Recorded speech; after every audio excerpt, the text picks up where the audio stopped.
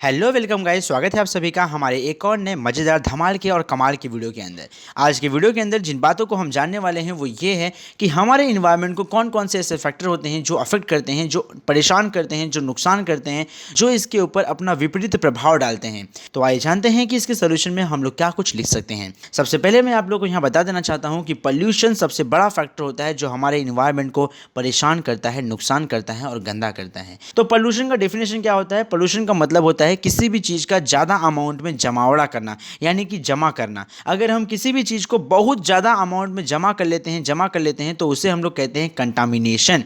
तो contamination of any material, किसी भी चीज़ का जब हम बहुत ज़्यादा जमावड़ा कर लेते हैं तो उसे हम पोल्यूशन का नाम दे देते हैं। ये तो बात हो गई नॉर्मल पोल्यूशन की। लेकिन जब हम बात करते हैं इन्वायरमेंटल पोल्यूशन की, तो इन्वायरमेंटल पोल्यूशन का डेफिनेशन ये हो जाएगा, जब कभी भी हमारे इन्वायरमेंट में अनएक्सेप्टेबल और अननेसेसरी बदलाव होते हैं तो ऐसे बदलाव को, ऐसे चेंजेस को हम लोग कहते हैं इन्वायरमेंटल पोल्यूशन। फॉर एग्जांपल, आज के दिन हमारे इन्वायरमेंट में बहुत सारे पेड़ पौधे हैं, बहुत सारे जंगल वगैरह हैं और मस्त मस्त हवा आप खा रहे हैं। लेकिन जैसे ही आप रात में सोए, सुबह उठ रहे हैं तो पूरे की पूरी तरीके से जंगल काट दिए गए हैं, जंगल खत्म हो गया है, पेड़ पौधे सारे खत्म हो गए हैं, उसके बाद सारे जंगली जानवर मार दिए गए हैं। अब आपको ऑक्सीजन नहीं मिल पा रहा है, आपको ऑक्सीजन लेने में तकलीफ हो रही है, परेशानी हो रही है।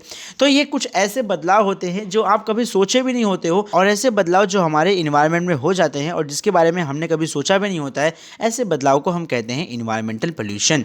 और ये जो इन्वायरमेंटल पोल्यूशन होता है, जब हमारे एरिया में, जब हमारे सोसाइटी में, जब हमारे आसपास बहुत ज़्यादा एबायोटिक कंपोनेंट जमा हो जाते हैं। एबायोटिक मतलब ऐसे कंपोनेंट जिनके अंदर जान प्राण नहीं होता है।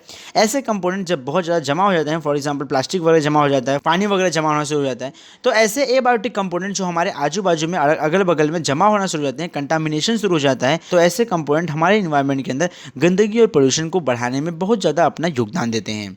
आपको यहाँ पे एक बात मालूम होना चाहिए कि जो हवा, पानी और मिट्टी होता है, ये हवा, पानी और मिट्टी बहुत सारे ह्यूमन एक्टिविटी की वजह से एक जगह पे जमा हो जाते हैं और पोल्यूशन का काम करते हैं। एग्जांपल के तौर पे, इंसानों ने जो पानी का पाइप होता है, यानी कि उसे अपने फायदे के लिए इंसान जो होता है वो रोड के नीचे से निकालता है। लेकिन कभी कभी क्या होता है, कभी कभी भारी व्हीकल या भारी ट्रक के गुजरने से रोड के ऊपर जो पाइपलाइन होती है उसमें क्रैक आ जाती है और बहुत सारा पानी वहाँ से लीक होता है। और वो जो पानी होता है वो धीरे धीरे पसीजते हुए सरफेस पे आ जाता है और सरफेस के ऊपर बहुत सारे दिनों तक पानी जो होता है किसी भी एक गड्ढे वगैरह में जमा रहता है। और उसी गड्ढे में आगे चल के जो मॉस्किटो होते हैं वो अपना लार्वा पैदा करते हैं, और मॉस्किटो के जो ये लार्वा होते हैं, यही लार्वा से बहुत सारे नए नए मॉस्किटो जो होते हैं वो जन्म लेते हैं और पैदा होते हैं, और आगे चल के फिर यही हमें काटते हैं और यही हमें नुकसान पहुंचाते हैं। तो कहने का मतलब ये है कि यार, ये बहुत सारी ह्यूमन एक्टिविटी और ह्यूमन गलतियों की वजह से, ह्यूमन एरर्स की वजह से ऐसे बहुत सारी चीज़ें जो होती हैं हमारे समाज में हमें होते हुए दिखाई देती हैं। अगर आप लोग यहाँ पे ऐसा सोच रहे हैं कि हमारे इन्वायरमेंट को गंदा करने के लिए, इन्वायरमेंट को पोल्यूट करने के लिए यहाँ पे खाली दो ही रीज़न है, तो ऐसा बिल्कुल भी नहीं है। हमारे इन्वायरमेंट यानी कि हमारे वातावरण को गंदा करने और पोल्यूट करने के पीछे सबसे बड़ा रीज़न जिसका है उसे हम लोग कहते हैं पॉपुलेशन एक्सप्लोजन।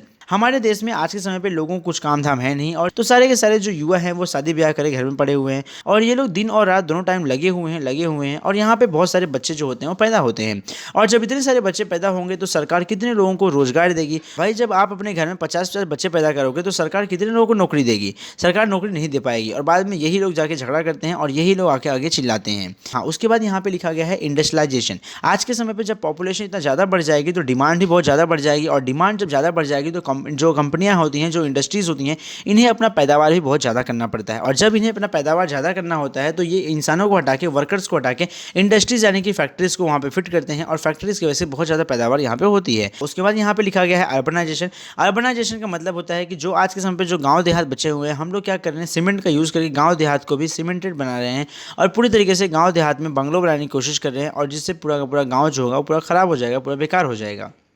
सबसे इंपॉर्टेंट यहाँ पे over use of natural resources. हमारे पास पेट्रोल, डीजल, सीएनजी या लिक्विड पेट्रोलियम गैस या कोई भी गैसेस या पेट्रोल, डीजल, कुछ भी जो चीज़ें हैं वो सारी की सारी चीज़ें हम लोग कहते हैं उसे नेचुरल रिसोर्सेज। अब मिलते हैं आपसे अगले वीडियो में, तब तक के लिए थैंक यू फॉर वॉचिंग। जय हिंद।